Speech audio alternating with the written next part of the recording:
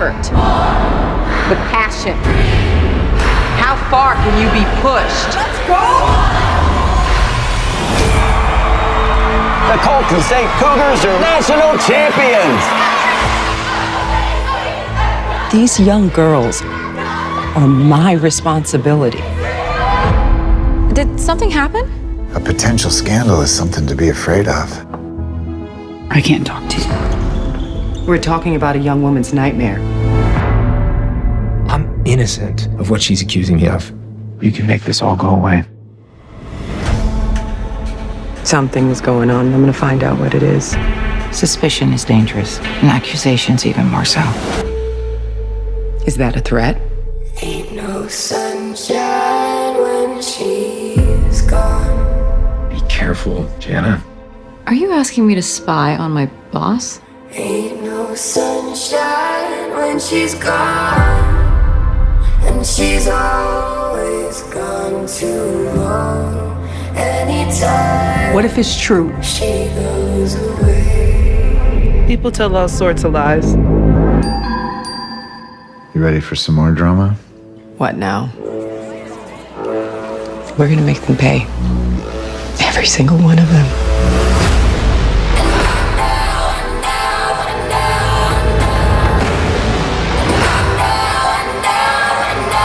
What are you gonna do? Whatever's necessary. You do know that this is insane, right? Cases like these are messy. Is there a problem?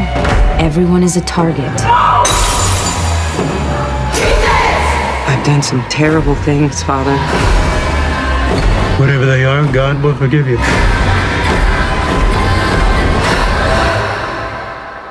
I don't know if I can forgive myself.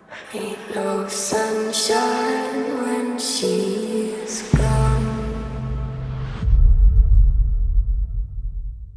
Boom, there you go. That was the trailer for Long, Slow Exhale on Spectrum right now. A brand new episode is coming this Friday, and we're going to see the return. We saw her in episode 1, Shalini Bathina, who plays Coach Emily Fisk. How are you today? I'm good. How are you?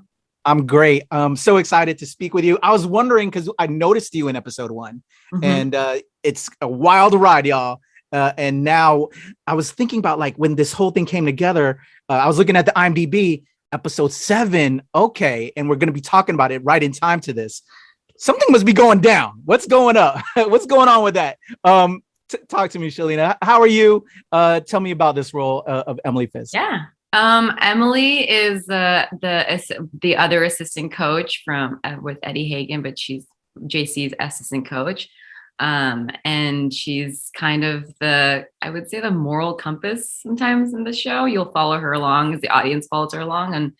And she's also trying to piece together what's happening, with a lot of stuff going on, and she's piecing it together.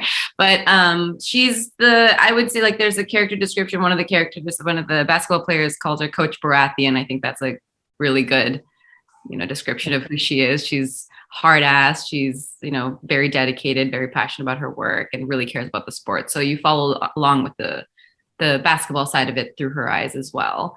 But she's, piecing together that JC's like hiding some stuff. So I think she's the one who's finally actually like going after her about it a little bit throughout the show. So yeah, so you'll see a little bit of fun twists for her. I'm very curious because of, I've seen episode 1 and 2. I still got to catch up to get to this episode 7.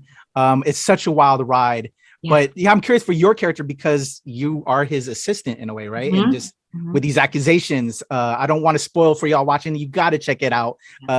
Covers a lot of serious topics. And, one of the things that we know from some of the past interviews, it deals with, there's an accusation of a sexual assault.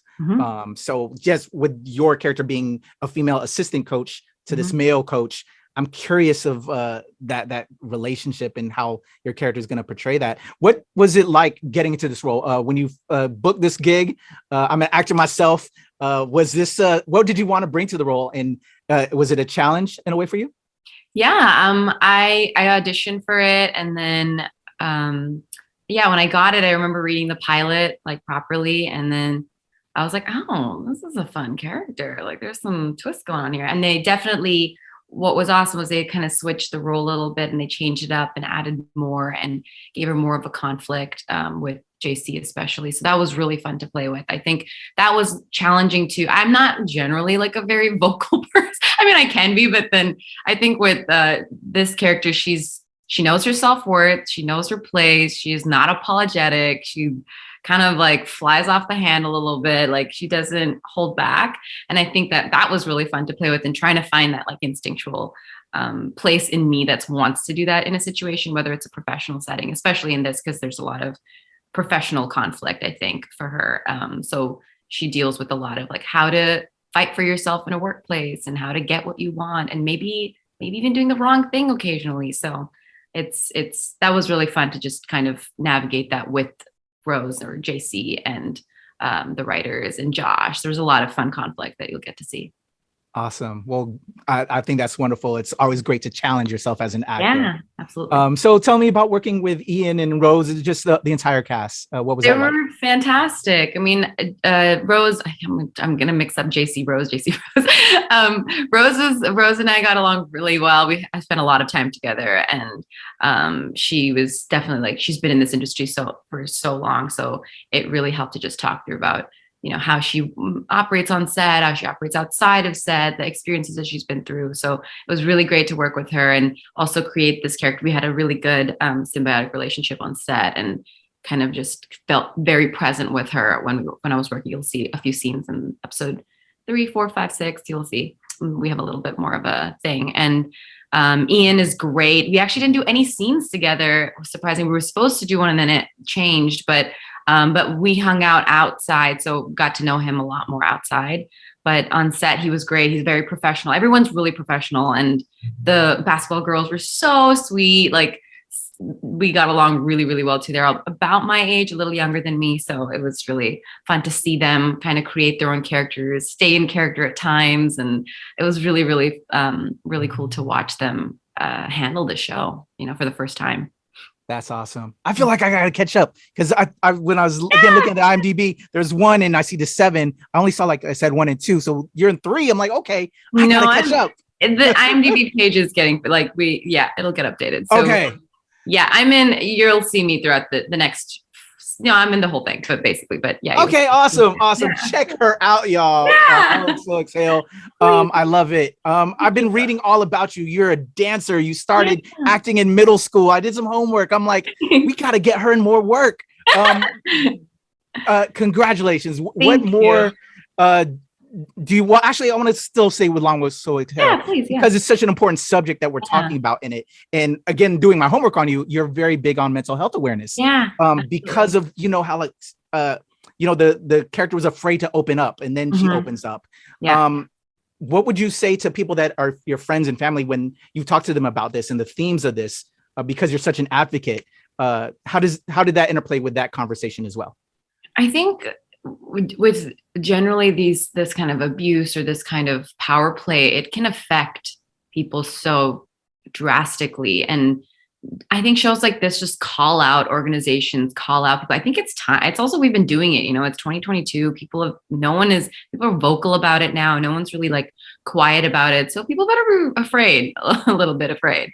But I think this show really is trying to pull the rug under these kinds of organizations and showing like how much power these places have and how it can affect like a young woman's life at a very pivotal time in their life. And I think it's really horrible so detrimental to your mental health. And we know like rates of, how this can go. And I think it's incredibly important to show like mentors and people like JC's character, like really being there for them and showing them that they can help. And otherwise you see what happens. They get hermited, like they get quieted, their voice isn't shown. So I think it's really, really important to show that it does have a detrimental effect on the actual person's life. It's not just about like a career moment or, saving face for the school. Like this is a life that you're affecting.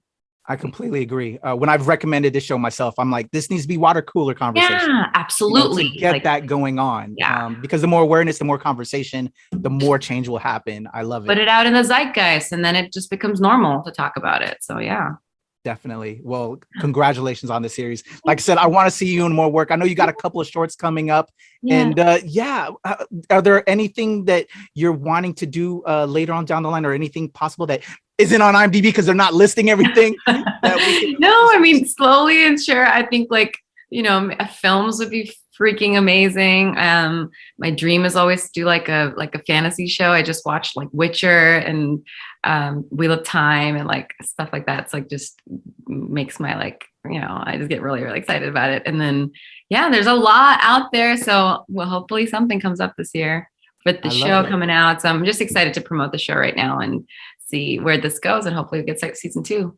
Hey, let's go. Let's go. Yeah. And I know dance is life too, right? Absolutely. Have you ever thought or maybe incorporating that into future film work? I know you're a writer producer yourself. Are you working or writing any projects for yourself? I'm working on like a theater dance project with one of my collaborators, and we're doing like a Shakespeare and theater show together, or dance show together. So definitely in the works in terms of like a live stage. But I've been talking to, I have a few like a team set up for film and for filmmaking, and so we're coming up with some stories. And one of them I pitched was like, hey, I want to put some dance into something. So definitely in the horizon.